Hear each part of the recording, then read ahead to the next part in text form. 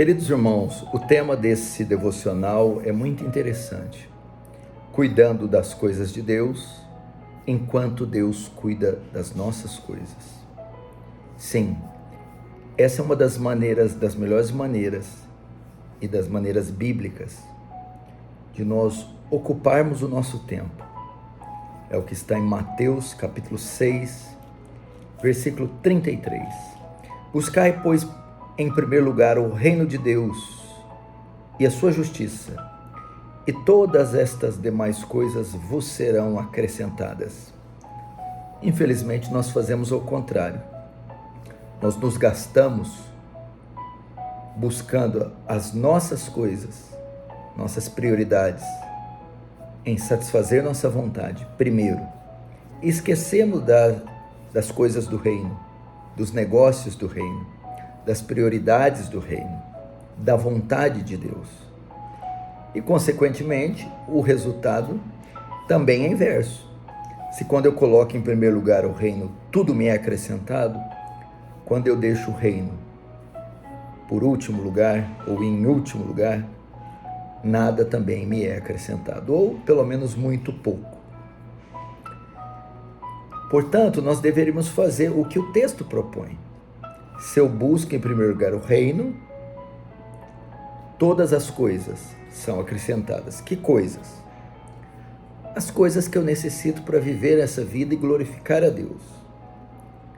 E quem é que acrescenta essas coisas? É Deus o responsável por me dar sustento, livramento, por me dar consolo, provisão. Então é assim, enquanto eu busco o reino de Deus, os interesses do reino, as coisas do reino, as coisas de Deus, todas as minhas necessidades são providas por Deus. Deus cuida das minhas coisas. Então, enquanto eu me ocupo com as coisas de Deus, Deus se ocupa com as minhas. Isso não é maravilhoso? Nesse sentido, quem você acha que faz melhor negócio? Deus deixando as coisas dele para nós cuidarmos, ou nós deixando as nossas coisas para ele cuidar? É infinitamente melhor, é um negócio infinitamente melhor para nós, se é que eu posso assim chamar. Como Deus é zeloso, misericordioso e amoroso. E eu vou te ensinar então qual uma das melhores coisas para se fazer no reino de Deus. Como você empregaria o seu tempo, seus recursos, a sua força, buscando as prioridades do reino de Deus. Acredito que não teria nenhuma maior que essa, do que fazer este reino avançar, ser conhecido, fazê-lo destacar na sociedade onde você está inserido. E nesse sentido, a melhor maneira de fazer isso é pregando o Evangelho. É se ocupando de levar a boa nova da salvação aos perdidos. É pregando a eles a vinda, a vida, a morte, a ressurreição, a subida e a volta de Jesus Cristo. Essa é a melhor maneira de ocupar a vida com o reino de Deus, de buscar os interesses de Deus, de tratar dos negócios de Deus, de cuidar das coisas de Deus. É fazer esse reino avançar, trazendo almas para Jesus. Por isso eu quero encorajar você a ser um homem e uma mulher evangelistas, a ser um senhor de idade evangelista, a ser uma senhora evangelista, a ser um jovem evangelista, que deixe um pouco de lado seus interesses, suas coisas, seus negócios, o tempo gasto consigo próprio, e vai cuidar dos interesses de Deus, se envolvendo com a salvação de pecadores. Comece com oração. Isso, faça uma lista de todas as pessoas que você deseja alcançar, aquelas que você tem algum tipo de contato físico ou virtual, por telefone, por WhatsApp. Coloque o nome de todas elas nessa lista. Claro, aquelas que você tem um certo tipo de contato que você poderá depois interagir. E comece orando pela salvação de cada uma delas. Ore todos os dias. Que elas sejam seu alvo de intercessão. E não uma intercessão visando uma bênção material, mas visando a conversão, o arrependimento dos pecados, a fé em Jesus. Pedindo que Deus abra os corações, abra os olhos, que Deus convença do pecado, da justiça, do juízo, que Deus salve. Essa é a primeira coisa. A segunda, quando oportuno, é o corpo a corpo. É o ataque direto. É evangelizá-las através da proclamação do Evangelho.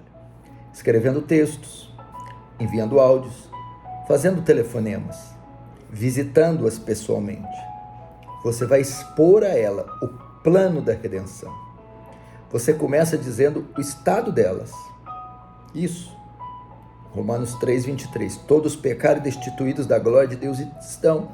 Você precisa convencê-la que ela não é boa, que ela violou a lei de Deus. Você apresenta os 10 mandamentos e diz: não há nenhum homem que observa esses mandamentos sem violar, qualquer um que seja, qualquer um deles, várias vezes. E quem viola os mandamentos consiste ou se faz transgressor, pecador. E o pecador tem sobre ele uma sentença, uma punição eterna. E após convencê-lo com a lei, você apresenta o remédio. Mas Deus, no seu amor, providenciou um plano, que é enviando o seu Filho para se tornar homem. E isso teve um propósito, nos substituir, se fazer como um de nós. E quando ele foi pregado na cruz, era um sacrifício sendo oferecido para cobrir o meu e o seu pecado. Então, através daquela morte, ele leva o nosso pecado e com o pecado paga a pena por ele com a própria vida. E ressuscita no terceiro dia, satisfazendo então a justiça divina, propiciando a minha, a sua salvação. Você apresenta então esse plano e fala para ele a resposta que ele precisa dar. E agora, após ter explicado a você que você pecou, que você quebrou a lei de Deus e que aqueles que quebram a lei merecem condenação, e essa condenação será no inferno eterno, mas que Deus enviou seu Filho para pagar por esse pecado, agora você precisa responder essa mensagem com arrependimento e fé. Chame-o ao arrependimento dos seus pecados, da sua velha vida, seu estilo de vida, e peço para colocar a esperança dele de perdão, de redenção, não nas suas obras, seus méritos, sua justiça, porque elas são inúteis diante de Deus, mas coloque a sua fé, a sua esperança, a sua confiança de perdão em Cristo, na sua obra, na sua morte e ressurreição. Assim você terá pregado o Evangelho. É com isso que nós devemos nos gastar. Buscar em primeiro lugar o reino de Deus. Enquanto isso, Ele estará velando para os nossos filhos, nossa despensa, nosso trabalho, nossa saúde, nossa segurança, nossa vida espiritual. Todas as coisas nos serão acrescentadas. Deus te abençoe. Tenha um excelente dia.